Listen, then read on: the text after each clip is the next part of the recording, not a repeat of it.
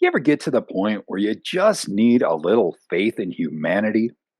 Well, find something soft and fuzzy and brew up a nice hot cup of tea. Welcome to Gaining Advantage.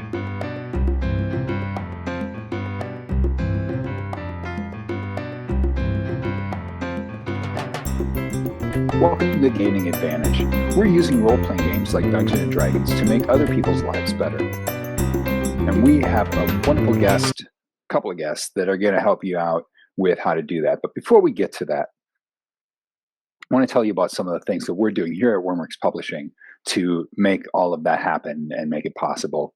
All right, first of all, we have started our line of accessible adventures of the week and disabled NPC of the week. And those are available at the DM's Guild. And what they do is they take concepts like disability and they incorporate them into the game. And so you may have heard that we have a book coming out that is going to be a compendium of all kinds of symptoms of disabilities, neurodiversity, and mental illness.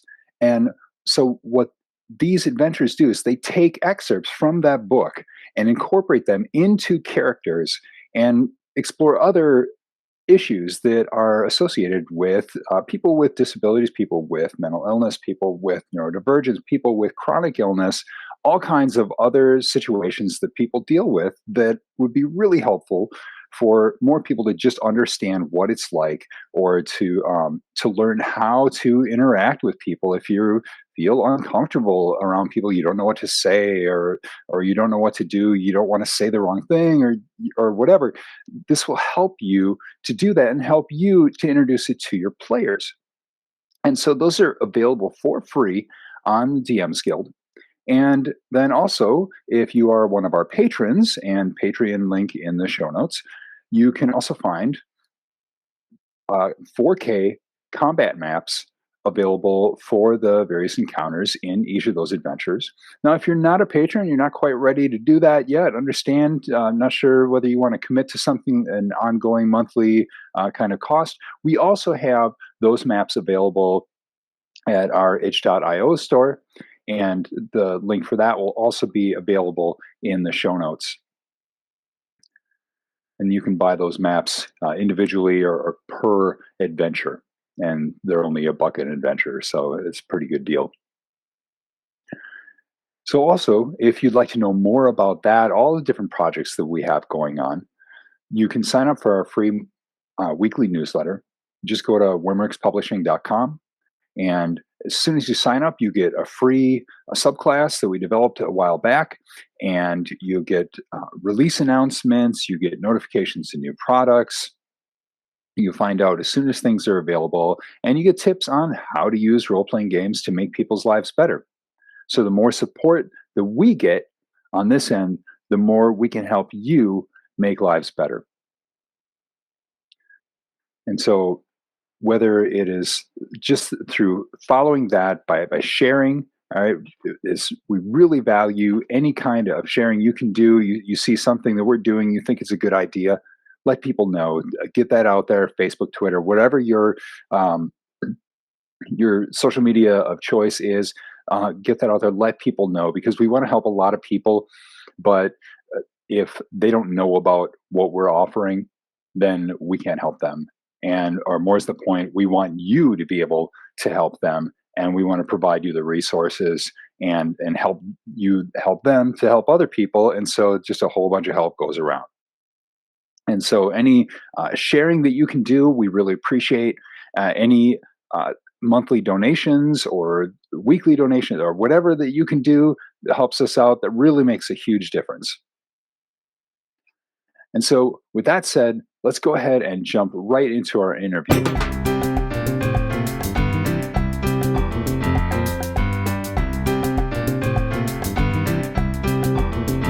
It's been a rough year and a half for a lot of people. Wherever you are, I bet you've had some big challenges in your life. Wouldn't it be nice to relax, have some fun, and know that somebody cares about you? Today, we welcome Honey, the heart and soul behind Honey and Dice, an advocate for people with medical challenges, neurodivergence, chronic illness, and disability. Welcome, Honey. Thank you for having me. So tell us about Honey and Dice. How did you get started, and what has that led to? Honey and Dice really started as me looking for a sort of geeky, sort of tabletop gaming related username for Twitter. That's really how that came about. It was a play on sugar and spice. I said honey and dice. Honey is healing and sweet, and then dice was gaming. So I started getting involved in some charity work, especially with Extra Life, because there were a lot of individual little channels and little groups of people who were starting to do their TTRPG charity streams. And then I got invited to participate in the Uncaged Live, um, which is a D&D supplement that was really big on dismantling dangerous tropes in fantasy. Um, and after that, everything sort of blew up. I had already been running games in person. I had already been doing a lot of charity work individually, and I saw this as a new platform to not only do what I'm passionate about in the realms of disability advocacy and medical challenge awareness and raising money and funds for charitable organizations and groups of people who really need it, but also to do collaborative storytelling and run people through adventures in this really unique way that helps people connect through their creativity. So that's how Honey and Dice got started. Yeah, and so what have you been up to lately? What have I been up to lately? Yeah. Well, I was running on the gaming side. I was running Clockwork Vines, and I'm still running that, which is botanical steampunk. And I took my love of the language of flowers from Victorian times and combined it with my appreciation for clockwork technology and created a unique setting that involved a lot of inclusivity and unique tropes.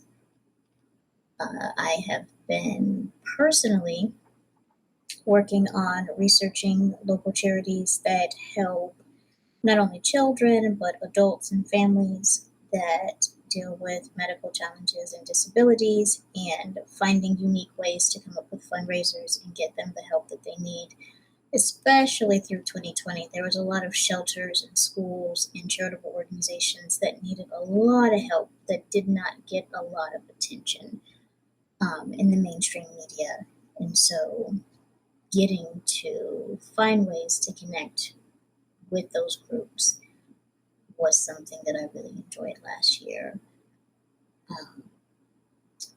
have a new game that's starting in a couple of weeks using my own unique system called Composure, and that's all music based. So I'm very excited about that as well. All right. So how can people in the tabletop role-playing game community benefit from your work? That's a challenging question because I feel that my work benefits because of the people in the tabletop role-playing game community. Without having a platform to talk about loving yourself, being kind, being compassionate, actively listening, and actually exploring what kindness looks like, not only through words, but through action.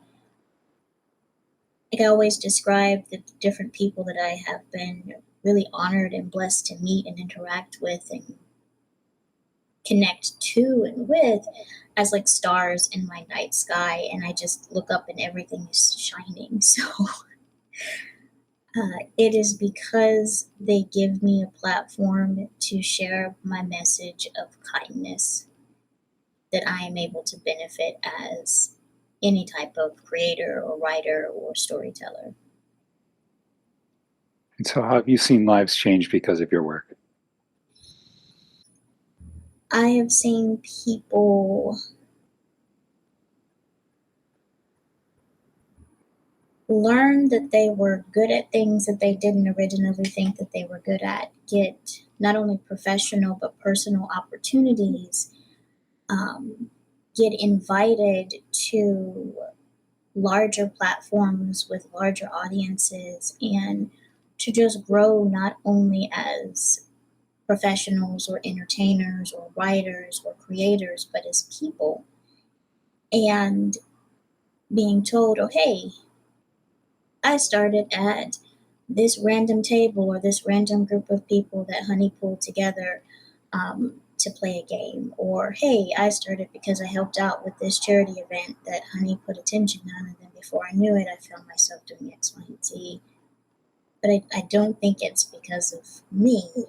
I think I've just gotten to witness the growth of all these beautiful flowers because of where I am in the community.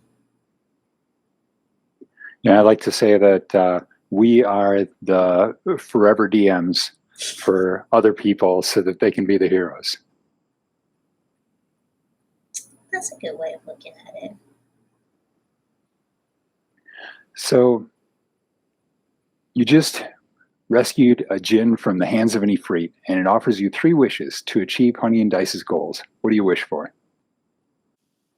1, I wish for the financial resources and recourses to be able to continue giving not only to like just charitable organizations, but to people who are building a platform to affect continued change. That would be my first wish, like having those financial resources and recourses readily available.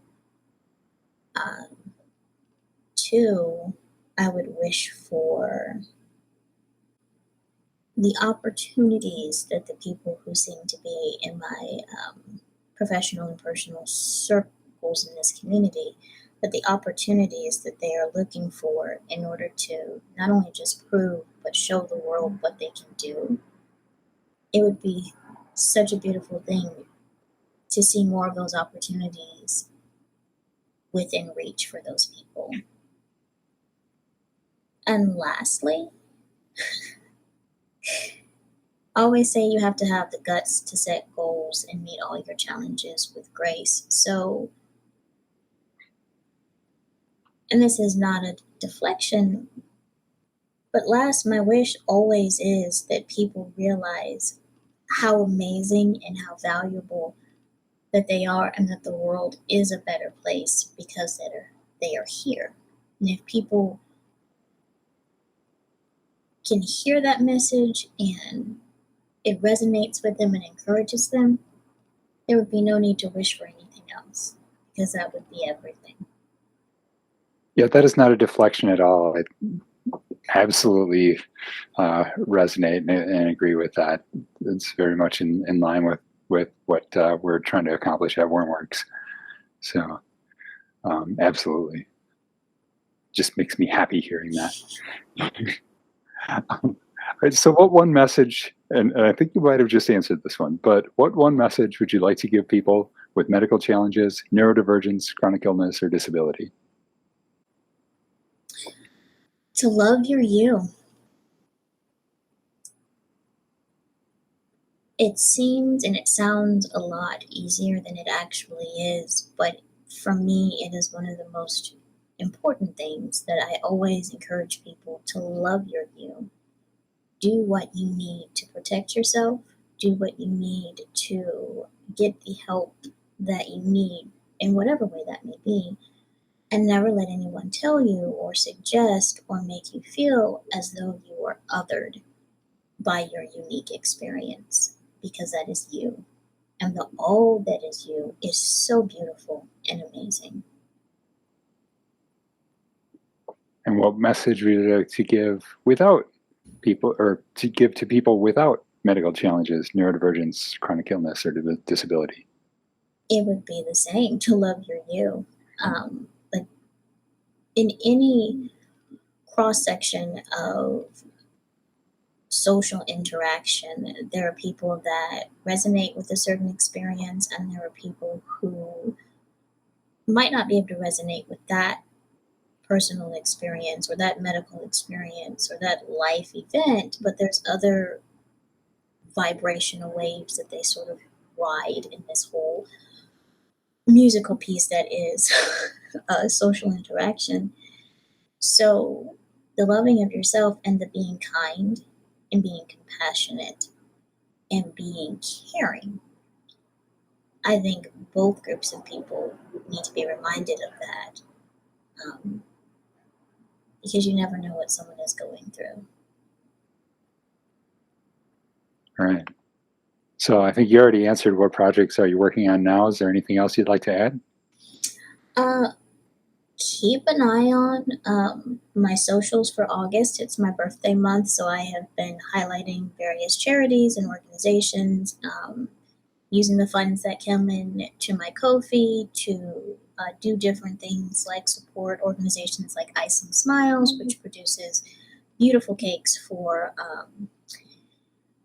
children and infants who either have chronic illnesses or are hospitalized and so on. They coordinate with bakers all over the United States to make these amazing cakes for these children and their families. And that's one big thing that I'm saving up quite a bit of my donations and tips for, so I can get it, at least a couple of cakes sent to some of the children that are positively affected by that organization's work. Composure's coming up in a couple of weeks, but just there'll be a lot on my page about charities that I'm supporting and wish lists for different schools or shelters and so on, and the things that they need. All right.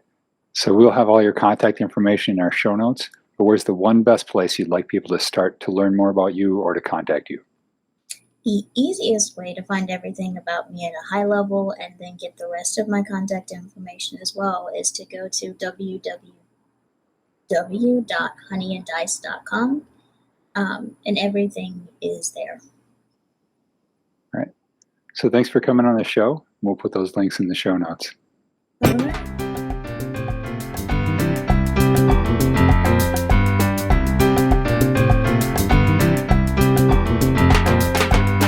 Is everyone comfortable? This next section might not be so comfortable for some of you. So here's a content trigger warning. We're going to be talking about eating disorders. So if that's problematic for you, right now, stop, hit the like button, the subscribe button, and the share buttons, and then we'll see you next episode. For everyone else, welcome to Playing the Other. How to play a disabled, mentally ill, or neurodivergent character, whether PC or NPC, that properly represents symptoms so as to represent those real-life people in your game and give them depth as characters while avoiding harmful stereotypes and tropes. Today, to help us with that, I'm happy to welcome Sebastian Yūe. Welcome. Hi there. All right, so what would you like us to know about you as a person and a gamer? Well, I'm Sebastian. I'm a game designer, an editor, a model, a TTRPG performer, and a voice actor. I've written so far mostly for D&D 5e on the Dungeon Masters Guild, but I'm also building a portfolio of indie games on itch.io. I am the author of Crossroads, which is a card-based prompt game that explores grief and hope, and I wrote Lake of Secrets, which is a darker magical fantasy 5e adventure for 1 to 6 players. And Lake of Secrets is pertinent to our conversation today because it was originally designed for use at a support group for trans people with eating disorders. And so what would you like people to know about your symptoms, your experiences, how you experience them, how you adapt to them, and what is and isn't helpful for you? In terms of role-playing and in gaming, you mean? Well, I mean, personally, and then how that would play out.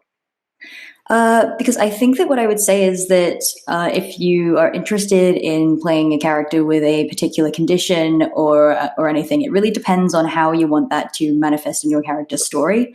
So it's really important to think about how you want to show that as a player. And that could be in the form of mechanics, which is something you can discuss with the GM, as well as something that as well as how far you go in roleplay, which is something you would discuss with your table and the rest of your players.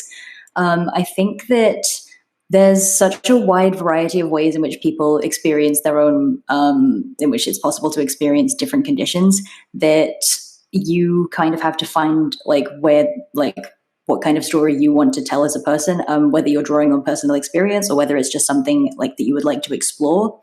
I think that if you're going down the mechanics route, it's important to look to look for how. I guess that's where you come in with the symptoms aspect of it. I think that you could argue that, for instance, if you have an eating disorder, you can make an argument that you can get advantage on Constitution saving throws because you're used to pushing your body harder than it has to be. Or you could also argue that through doing that, you've weakened yourself and you get disadvantage. It can really depend. So that's something that can be quite personal. That I would recommend you would work out with the GM and the rest of the table. Okay, and so.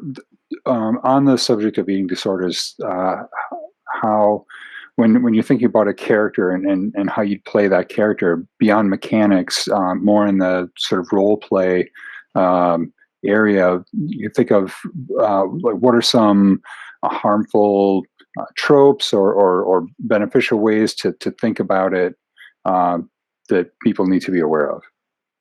I think that people need to be aware of, in particular with, I think some of the eating disorders, there's a lot of issues around media and around glorifying the symptoms. So I think that that's something you would discuss with your table. And if you're doing it for a show or for somewhere that's, or for some game that's going to be publicly available, that's something that you would discuss with them as well, in the sense that you don't really want to end up giving people like a graphic depiction of something that's deeply upsetting, or if people are watching, you don't really want to end up giving them inadvertent like tips on how to make their life worse, if that makes sense. Sure. So I think there are ways to show it through role playing, and you can do it as a kind of, this issue happens off screen or this issue happens on screen. It depends on how you want to portray it. So for instance, maybe you're making party camp and it's dinner time, and you just say, well, my character is off in this corner and they look kind of uncomfortable and they would just rather be by themselves. And if you want to have, if another player wants to have their character go over and ask what's up, then you would play out that scene. I would generally discourage against like graphic depictions of harmful behaviors, such as, purging. That's a big one too. But again, it depends on the nature of your own setup and like what kind of tone your game is taking. Mm-hmm. Yeah. And here's where those session 0 discussions and lines and veils and things like that. Yeah, definitely. Safety tools, just to make sure that everybody is aware of your boundaries and everyone is comfortable, and also everyone is aware of the themes that you do want to explore. Okay. So also thinking about how other party members, if you're playing, say someone else in your game is playing a character with an eating disorder, right? And you are a party member in that party, but you're not that character, what would be helpful for those party members? I think that in terms of playing with another character who has an eating disorder, I think that it's a conversation to have with that character's player. I would definitely ask, so your character, you're playing a character with this certain condition, what ways do you see your character's story going, and how do you see the relationship to the rest of the party factoring into that? Like, I would try to find out what the player wants for their character. If the player goes out of their way to put their character in a state of distress, like, are they looking for help or are they not looking for help? Because I think that just clear communication between players is key to good role play, because then everyone's on the same page and we can strive towards a goal. And I think it can be most rewarding when you have an overarching unified goal in sight, if that makes sense. Yeah, sure. Yeah. Okay, so I don't want to miss the opportunity to talk about the project that you mentioned at the beginning. Why don't you go ahead and fill us in on that one a bit? So Lake of Secrets, it's set in this fallen kingdom where the party is tasked with going to retrieve like the leader of a kingdom who recently lost a war against demons. And it's very, like, the atmosphere when the characters arrive is very reserved and nervous, because it's been quite recently that the demons have left and nobody knows about the circumstances that made them leave.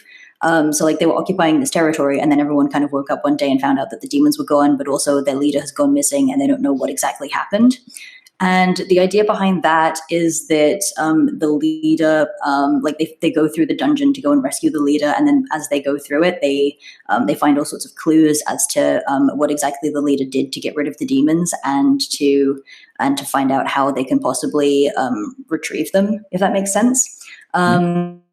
It was designed for an adult support group for trans people with eating disorders initially, because we were talking about we all took turns to facilitate or to choose the activity, and I was really into D&D at the time as well, and I said, well, I could possibly put together a one-shot for everybody who's present, and I wanted to explore themes that would be pertinent to the group as well as telling a really compelling story.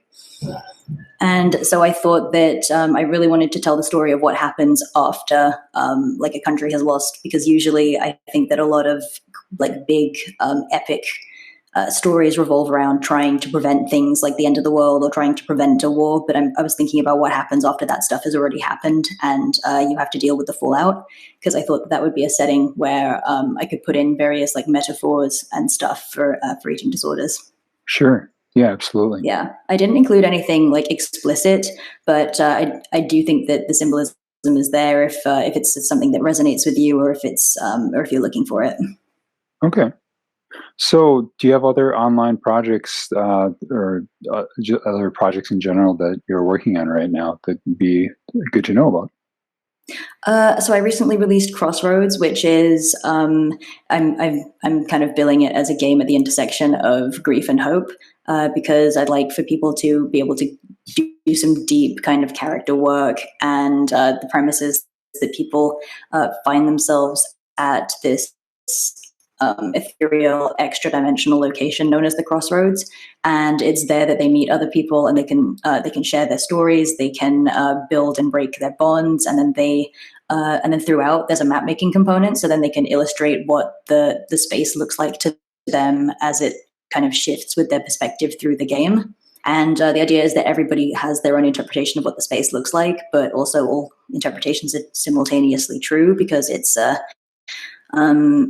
an ethereal space that doesn't really conform to the logic of today's world. Okay. All right. And so, social media profiles, where can people contact you or learn more about you and your projects? I'm on Twitter at Sebastian Yūe, just my name all as one word.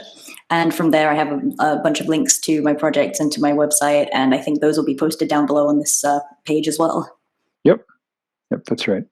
And so definitely check out our show notes and learn more about their projects. So everyone's experience is different, and so we want to note what you heard today doesn't represent everyone with similar symptoms or diagnoses. That's really important to remember. Even on the subject of eating disorders, there's lots of different ones, and they express themselves differently in different people.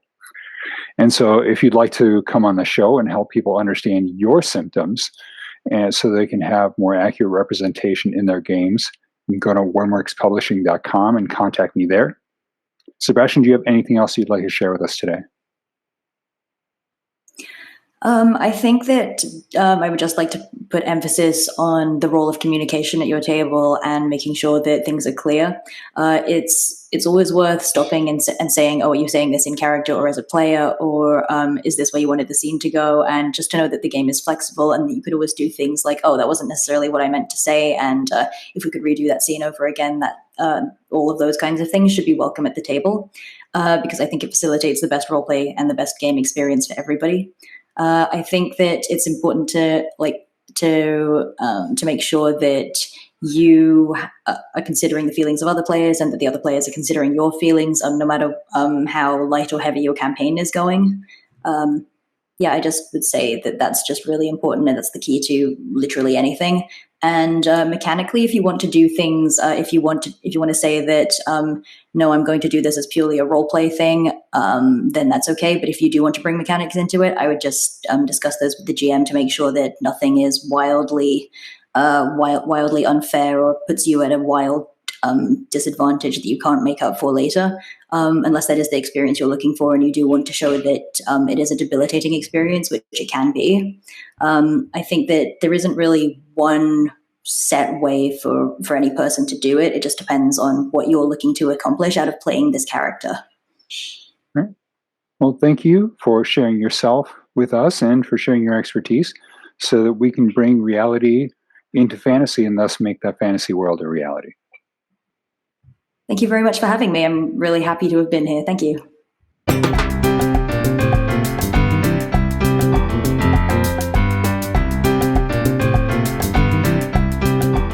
So just a reminder that there is a link to Lake of Secrets in the show notes, and it is part of the Play It Forward program. Right? So you can choose different prices depending on what you can afford, including free. But Sebastian would certainly appreciate any amount that you can pay. And so there's different options there for how that works and how much that you can pay to support that those kind of products being made available. So, and you're still here. Hi, thank you. Thanks for sticking around. And so I'm guessing that that means that you care about making other people's lives better. And so I'd like to ask again that you please consider helping us to help you and others to do that by supporting our Patreon. And the link is in the show notes. If you can't, we understand. And so in that case, still, please go sign up on Wyrmworkspublishing.com. Sign up for our newsletter so you don't miss all the freebies that we're making available, because we still, even if you can't support us, we still want to support you. And the more you know about what we have available, the more we can support you to help you to do to make the world a better place and make other people's lives better. So since you're still listening and watching, there's a couple other things that we would really appreciate you doing. First of all, if you are watching this in video, like on YouTube, there's that little like button right below you. Please hit that. That helps people become aware of this. It increases our availability in the algorithms and all that. If you're listening to this in a podcast, please go to your podcast directory of choice and give us a 5-star review if you feel like this is worthy of 5 stars. And if it's not, we would love to hear back from you to see what can we do to make it better. And if you'd like to see more or hear more of what we're doing, then subscribe either in YouTube or however it is that you're consuming this. Hit that subscribe button so that you can keep on getting our biweekly episodes. And if you know people that need to hear this, pass it on to them. And if you, like me, think that everyone needs to hear this, then pass it on through your social media channels. We really appreciate it.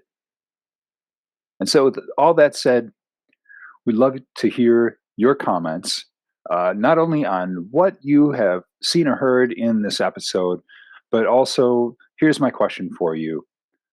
And you can leave this in the comments below. You can send us an email, use our contact form on our website, dale@wyrmworkspublishing.com. You can send me an email through that or send me a note on Twitter. What people in your life need a little D&D and why?